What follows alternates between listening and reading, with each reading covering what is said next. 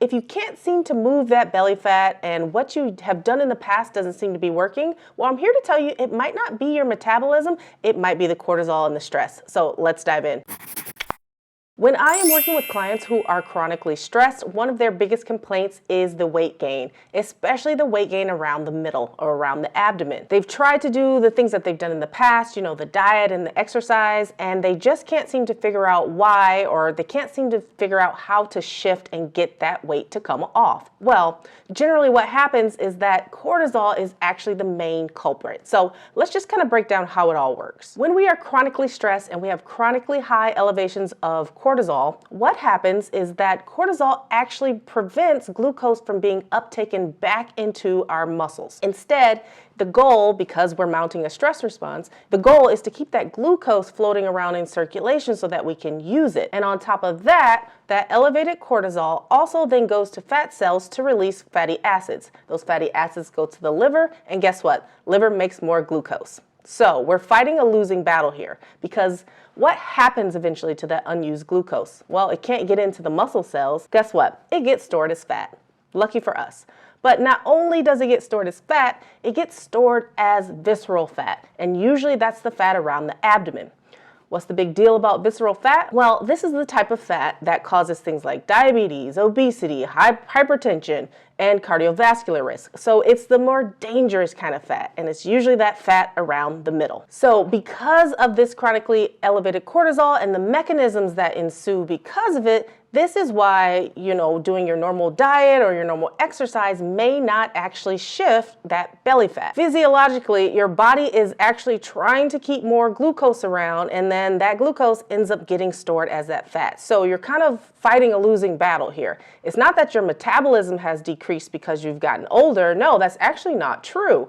It's the mechanism behind the high elevated cortisol. So what do we have to do here? So instead of focusing crazily on our diet and our exercise, yes, those are still important, and we'll talk about that in a sec. But what we have to do fundamentally is address the stress that's creating the elevated cortisol. And how do we do this? Well, we go back to the basics. We start with our mindset. We have to address the thoughts that we've been thinking over and over again, and those pathways we've been lighting up over and over that we fired in and wired into our brain. These are the signals that are telling us that there's danger. So we first have to become aware of those and then use those mindfulness-based practices to rewire our brain in a way. So this is where things like meditation come in. This is where using an open focus so that we change our brainwave patterns to that alpha brainwave state so that we then can push into the parasympathetic nervous system. This is where we can start to slow down and tamp down that sympathetic response that's releasing all the cortisol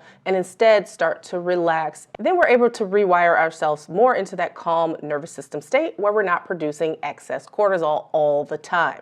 So again, these are things like meditation, things like gratitude, all of which are going to break that cycle in your head. And I do have a deep dive video about how this all works if you want to click on the link. I'll leave the video in the link in the description. Another thing we want to look at is exercise, but it's not necessarily for the weight loss. It's more about actually getting the body moving, and when we start to move, we can help to kind of push more of that glucose into our muscle cells.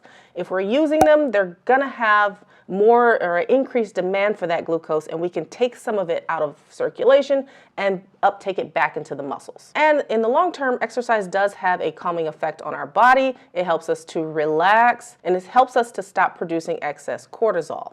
So I would recommend gentle exercises, things like yoga, things like walking. I wouldn't recommend at this point things like high intensity interval training. Resistance training and light weightlifting would be fine, but you don't want to push the body too far because you're already producing a lot of cortisol. Another fundamental we have to look at is our sleep. When we have excess cortisol or when we have high levels of cortisol, what we see generally is our sleep being disturbed. When cortisol is high, melatonin cannot be produced, and melatonin is that hormone that helps to regulate our sleep-wake patterns or our circadian rhythm. And naturally, they're kind of opposites. When melatonin is high, cortisol is low. When cortisol is high, melatonin is low. So what we really want to do is do everything we can to set ourselves up for a good night of sleep. So how do we do this? We look at our sleep hygiene, having a routine to wind down at night, having a dark, cool room to sleep in, not eating too late or too close to bedtime. And then also this is where herbs and supplements and even medications can really come into play and to help bridge that gap while we're working on the other fundamentals. So this is important not only because there's cleanup happening in your brain at night when you sleep. We are using our glymphatic system, which helps to clean up excess waste and other proteins that are floating around. But this only happens if we go through all the stages and cycles of sleep appropriately. And not only that, getting poor sleep is also considered a stressor on our body, so we're going to produce more cortisol if we're not trying to regulate our sleep. And the final principle that I really like to focus on is your nutrition. Again, not from the diet aspect, although that can be part of it, but it's more about when we're stressed out, that's when we generally get all those cravings for things like more processed foods. So the sweet and sugary and hyper palatable type foods, all the processed stuff, the fast food, the comfort foods, you know, the things that taste good, and the things that make us feel safe because we're stressed out, which makes total sense. But starting to work on this and starting to pull back and making some healthy swaps and substitutions is really important during this time. You don't want to starve your body or go into a lot of fasting at this point in time because your body is in a fight or flight type of survival state. But gently working with your nutrition and knowing kind of what to substitute, what to pull out, and knowing how to deal with those cravings appropriately is crucial. So in working with clients, what I find is that getting all this dialed in and figuring out how to do this when you're already stressed out and not really having a plan and needing some support and some accountability is generally what they need, and some guidance. Often people know what to do, but they don't really know how to implement it or where to start, or they think it has to be perfect or it'll never work. And so that's exactly what I do inside of my coaching program, the Better Health Blueprint. I help you create a plan that actually works for you, that actually makes sense without wasting a lot of time or a lot of effort. Then on top of that, when you're ready to dig deeper, we look at your labs to see how else has the stress and the cortisol affected your body and your mind aside from the weight gain. So we dig into your gut function, we dig into your hormones, we dig into your vitamin and mineral status. So knowing all these things helps you to go to the next step, not only aiding in losing the weight, but also just helping you to optimize your health. And when you make you a priority, you're better able to achieve your goals and then also able to better fulfill all your responsibilities. So if you'd like to learn how to work with me inside of that coaching program, you can click on the link down in the description box and it will take you to a page where you can learn a little bit more about the Better Health Blueprint. So to recap, chronic stress and chronic elevations in that cortisol can 100% lead to an increase in weight gain, and more specifically in visceral or abdominal fat.